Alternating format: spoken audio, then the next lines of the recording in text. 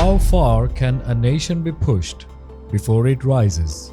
In 2024, Bangladesh reached its breaking point, but what followed was only the beginning of a revolution. The protests had ended, but the revolution was far from over. The streets, once filled with voices of defiance, now scarred and silent, whispered a new story. A story not of chaos, but of creation. Bangladesh wasn't merely rebuilding, it was rewriting its future, shaping a new narrative driven by resilience, unity, and unwavering commitment to justice. এমন একটি রাজনৈতিক বন্দোবস্ত তৈরি করতে চাই যেখানে আর কখনোই কোনো ধরনের স্বৈরতন্ত্র, কোনো ধরনের ফ্যাসিজম ফিরে আসবে না। এই অন্তর্বর্তীকালীন সরকারের কাছে আমরা দাবি করছি, খুনি হাসিনাকে আসামি করে আন্তর্জাতিক অপরাধ ট্রাইব্যুনালে মামলা দায়ের করতে হবে।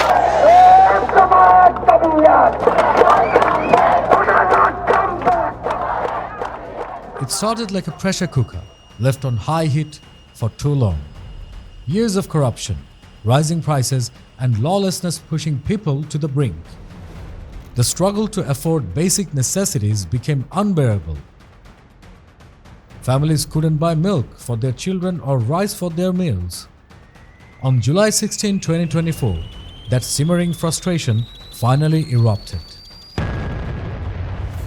Anger spilled into the streets, and for many, it felt as if the entire system had collapsed under the weight of its own failures. Sheikh Hasina, fleeing to India, added fuel to the fire. It was as if the goons had been given a free pass.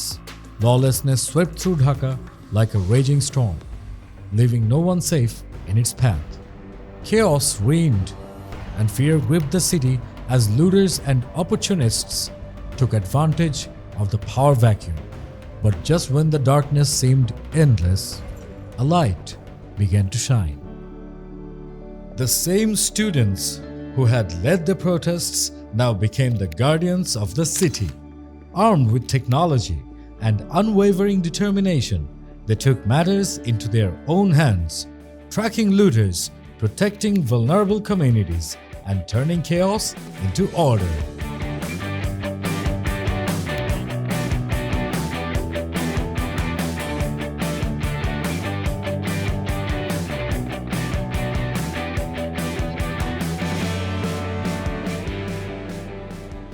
A light of hope shined. By August 8, Bangladesh had a new interim government, led by none other than Dr. Muhammad Yunus, a figure respected globally for his contributions to social and economic development. He is the one who started Grameen Bank and is famous for coming up with the idea of microfinance. Dr. Yunus brought a sense of stability and optimism to a nation desperate for change. Under his interim leadership, efforts to restore order, rebuild trust, and chart a new course for the nation gained momentum. The people, once silenced by fear, now saw a glimmer of hope, proof that change was not just possible but already underway.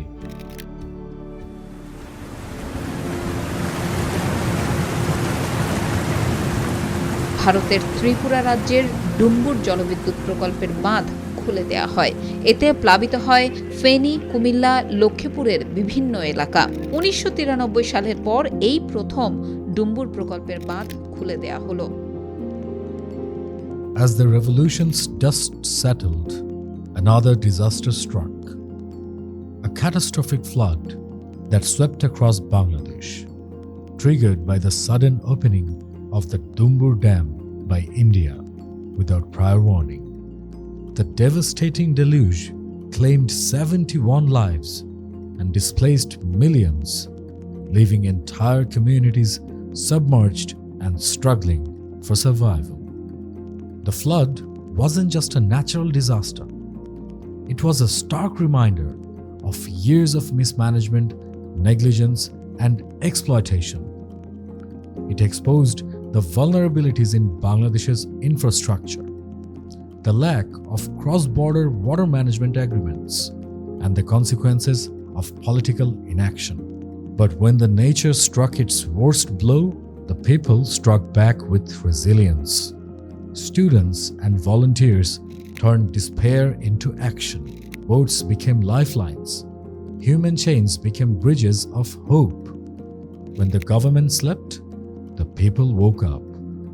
It wasn't just the floods that shook the nation. In a shocking twist, leaked documents released by whistleblower Zulkarnain Sair revealed secrets darker than the floodwaters that swept across Bangladesh.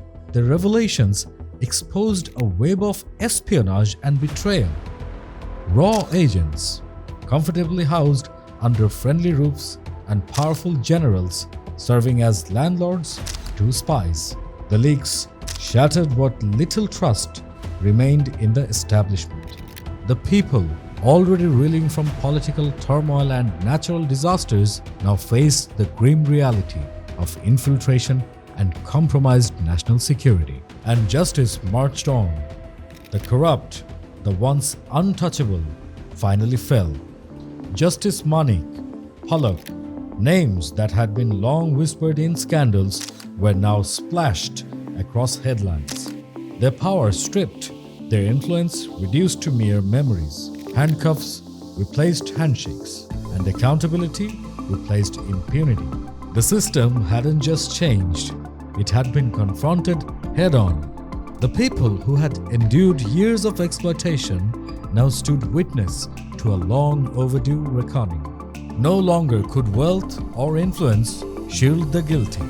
Every arrest, every trial, and every conviction sent a clear message.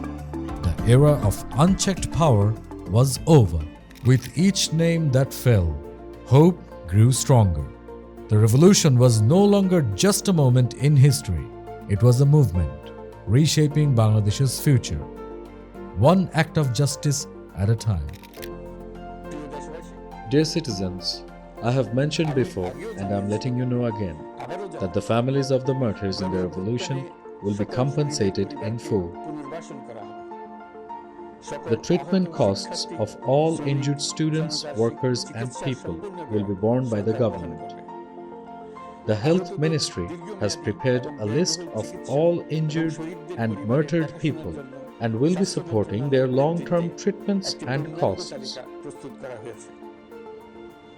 On the basis of new information, this list will be constantly updated. To hold on to the memory of the martyred, the government has opened a foundation called the July Remembrance Foundation.